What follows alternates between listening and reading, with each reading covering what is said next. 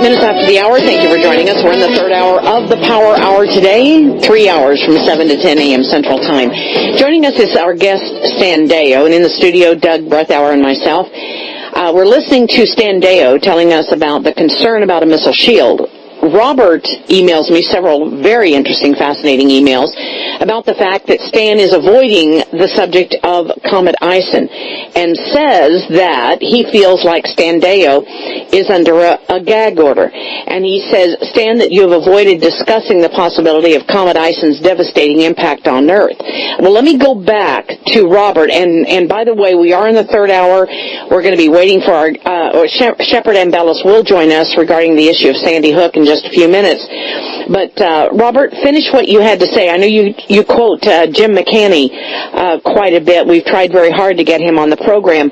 But tell me what your thoughts are at this point, and what do you think Stan is not able to say that you would like to hear him say?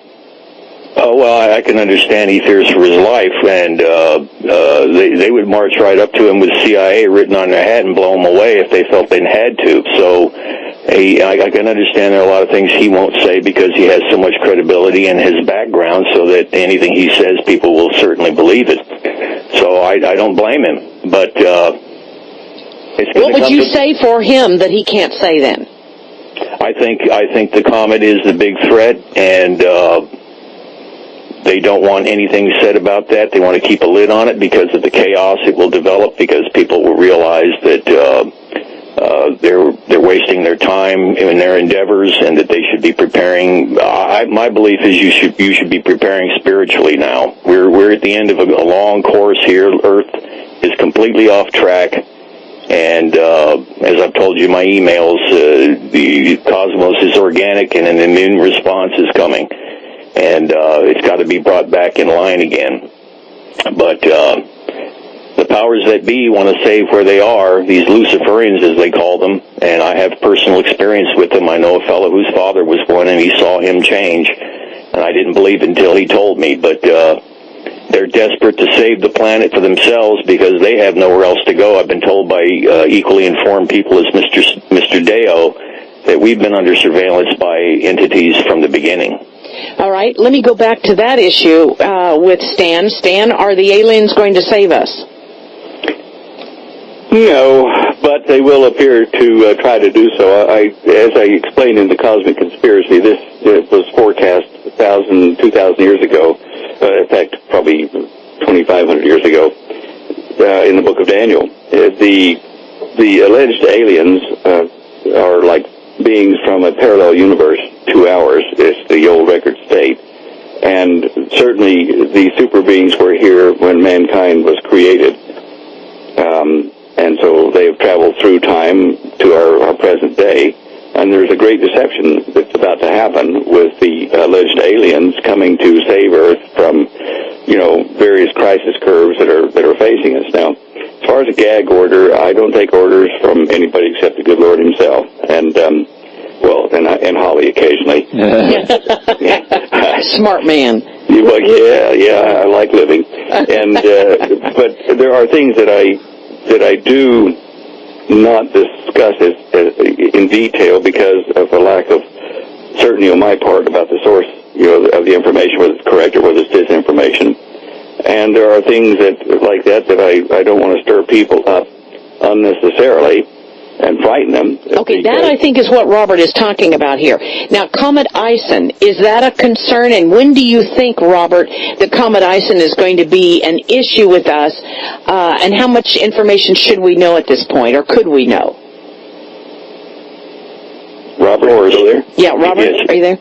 Can you hear me? Yeah, go ahead. Yeah, Professor McCanney would be your source on that detailed information, but as you see from the information I just sent you, the sun has just opened up a vast coronal hole in the direction of the approach of Ison, and from the information I gave you on that site about the planetophysical nature of the universe, the sun is balancing the magnetic saturation of the solar sphere. So it is already responding to Ison at this great distance that it's at. It's not supposed to be showing up until September of this year, where it will be visible with the naked eye. So we're apparently dealing with an object, and I said as I say, Professor McHaney is your source for this information, that this is a very dangerous comet, and according to Professor McHaney, when it passes by Mars, it will envelop Mars inside of its coma, and he believes there will be an electrical discharge. This gives you indication of what the mythology had talked about, Zeus throwing the lightning bolts. Now, we're told it's mythology. No, it's not mythology. These are events that happened in the distant past and have been relegated to mythology. These events have occurred, and they're likely to occur again. And as it passes by Mars, it may change its orbit. These comets' orbits do change by the influence of the planets they go by. And this could deviate it. It's already coming fairly close to Earth. When I say fairly, we're talking about several astronomical units. But still, if it changes its orbit and the Earth comes in proximity to Ison, we could very well have the same electrical exchanges that are predicted to take place between Mars and Ison. Okay, let me go back, and unfortunately we're going to go to our next guest. I'd love to talk to you again, Robert.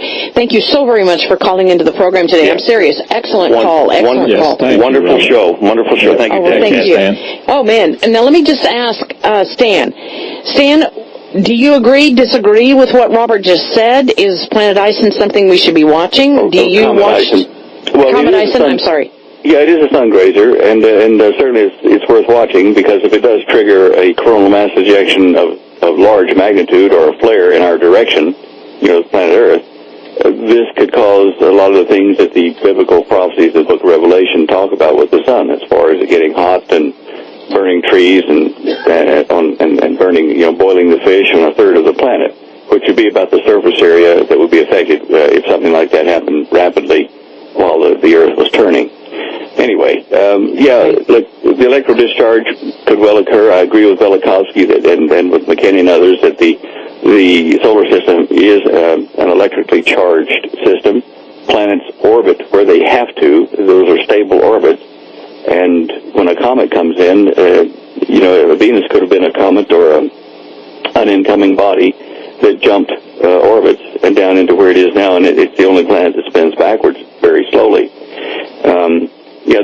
That's a whole discussion, and I think that Comet Ison could affect the sun now because of the orbital mechanics of that invisible fluid of space that determines where orbits have to be. It's like an invisible splash wave of circles around a star. So when it's out there, when that Comet Ison's way out there, it can be affecting orbit, the invisible orbits, the orbiting ether space, if you wish,